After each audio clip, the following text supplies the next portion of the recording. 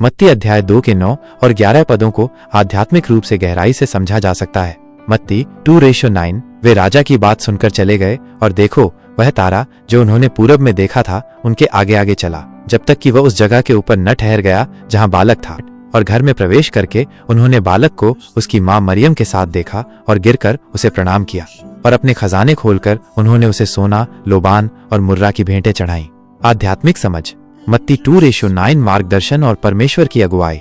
वे राजा की बात सुनकर चले गए। हेरोदेस की कपटपूर्ण मंशा जानने के बावजूद ज्योतिषियों ने अपनी यात्रा जारी रखी। आध्यात्मिक रूप से यह दिखाता है कि हमें सांसारिक शक्तियों या संदेहों के बावजूद परमेश्वर की ओर अपनी खोज जारी रखनी चाहिए। हमें उसकी वाणी, भले ही वह अप्रत्यक्ष रूप से आए, पर भरोसा रखना चाहिए और उस पर क्रिया करनी चाहिए। और देखो वह तारा जो उन्होंने पूरब में देखा था उनके आगे आगे चला।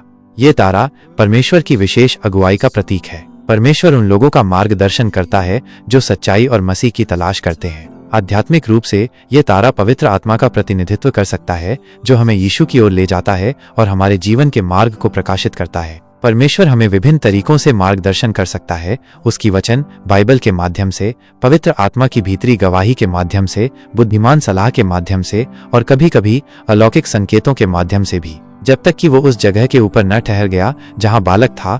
तारे का ठहरना उस विशेष स्थान को इंगित करता है जहां यीशु था। आध्यात्मिक रूप से यह दर्शाता है कि परमेश्वर हमारी खोज में हमें सटीक रूप से उस स्थान पर ले जाता है जहां हम मसीह से मिल सकते हैं। यह परमेश्वर की सटीकता और उसकी योजना की पूर्णता को दर्शाता है। हमें भरोसा रखना चाहिए कि वो हमें सही समय पर सही जगह पर ले जाए। बहुमूल्य भेंटें। और घर में प्रवेश करके उन्होंने बालक को उसकी मां मरियम के साथ देखा। ज्योतिषियों का घर में प्रवेश करना यह दर्शाता है कि परमेश्वर स्वयं को साधारण और विनम्र स्थानों पर प्रकट कर सकता है। यीशु का जन्म एक महल में नहीं बल्कि एक साधारण घर में हुआ था। आध्यात्मिक रूप से यह हमें सिखाता है कि हमें परमेश्वर को खोजने के लिए भव्य या असाधारण स्थानों की तलाश करने की आवश्यकता नहीं है। वो हमारे हृदयों के विनम्र स्थानों में मिल सकता है। और गिरकर उसे प्रणाम किया। ज्योतिषियों का गिरकर प्रणाम करना यीशु की पहचान और अधिकार की स्वीकृति थी। वे उसे केवल एक साधारण बच्चे के रूप में नहीं देख रहे थे बल्कि उस राजा के रूप में देख रहे थे जिसकी उन्होंने तलाश की थी। आध्यात्मिक रूप से ये सच्ची आराधना का सार है, स्वयं को विनम्र करना और यीशु को हमारे जीवन के प्रभु और राजा के रूप में स्वीकार करना।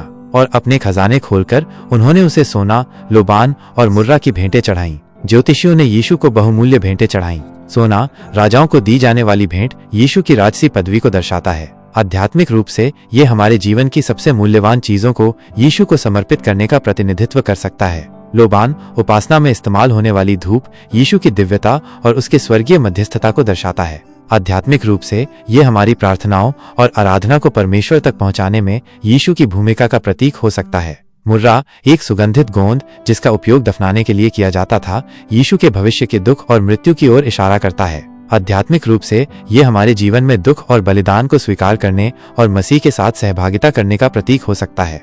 संक्षेप में मत्ती 2:9 और 11 हमें आध्यात्मिक रूप से सिखाते हैं कि परमेश्वर उन लोगों का मार्गदर्शन करता है जो सच्चाई की तलाश करते हैं, और जब हम उसे पाते हैं तो हमारी स्वाभाविक प्रतिक्रिया आराधना और बहुमूल्य भेंटें चढ़ाना होनी चाहिए। यह हमें अपनी खोज में दृढ़ रहने, परमेश्वर की अगुवाई पर भरोसा रखने और यीशु को अपने जीवन का राजा मानकर उसे सर्वोत्तम देने के लिए प्रोत्साहित करता है।